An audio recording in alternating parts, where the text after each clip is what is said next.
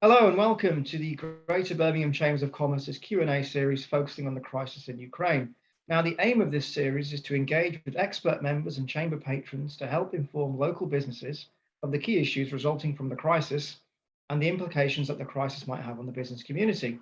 Now, for more information about the work that the Chambers of Commerce have been doing on the Ukraine crisis, please do visit the Russia-Ukraine Crisis Hub on our website. Now, today, I'm delighted to say that we're joined by Councillor John Cotton, Cabinet Member for Social Justice, Community, Safety and Equalities at Birmingham City Council to discuss the Homes for Ukraine scheme. So, John, thanks very much for joining us today. No, pleasure to be here, Raj. Firstly, could you just start off by providing an overview of the scheme itself? Yeah, certainly. So the Homes for Ukraine scheme, which is sometimes also known as the Ukraine sponsorship scheme, was launched by the government following, the appalling war that's broken out in Ukraine, to allow individuals and communities to help open their doors to welcome those who so urgently needed help and accommodation and support.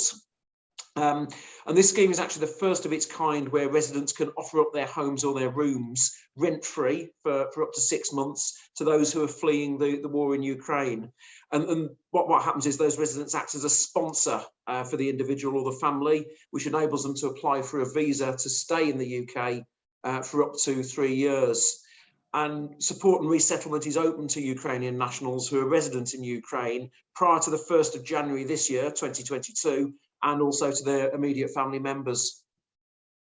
Brilliant. So what's the uptake been like for the scheme in Birmingham itself? Well, there's been a really positive response for an uptake from Birmingham residents. We've always been really proud to be a city of sanctuary here in Birmingham, got a long history of welcoming refugees seeking help and support in our city. And that, again, has been echoed in the really positive uptake that we've seen from residents to the Homes for Ukraine scheme. At the moment, we've got 357 Birmingham residents who are matched with and sponsoring a total of 706 Ukrainian guests. Mm-hmm. And this is right across the city. All areas and neighbourhoods are opening up their homes. And we've seen the biggest uptake, particularly in areas like Moseley, Harborne and Edgbaston. And then on top of that, we've got over 1,500 expressions of interest from residents, from community groups and charities who are also willing to offer up accommodation to those who are fleeing the war.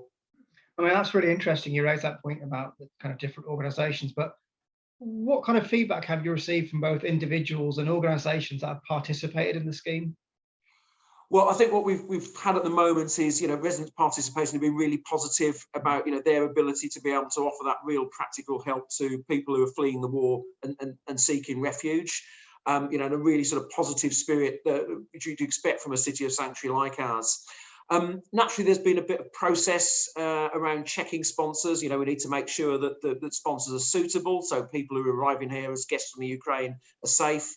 I know that times that sometimes felt a bit frustrating for sponsors who want to be able to offer that help as quickly as possible. So we've been working hard to make sure that the system is as efficient and quick as it can be. And that process has matured, as we've implemented the scheme. So it's now much more efficient.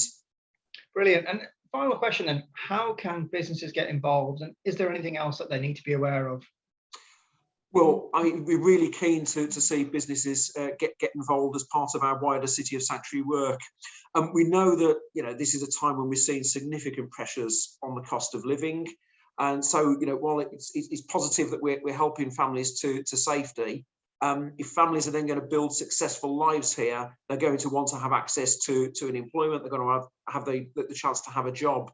I think what businesses can really help with here is by offering opportunities for work experience, helping people to develop skills, particularly for where those future opportunities may be.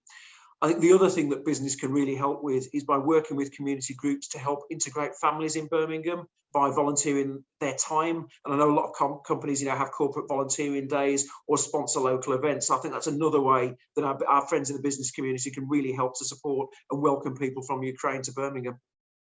Well, John, that's been a really helpful overview. Thank you so much for joining us today.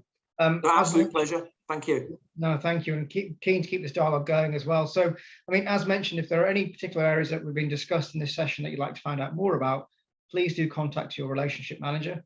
Thank you and see you next time.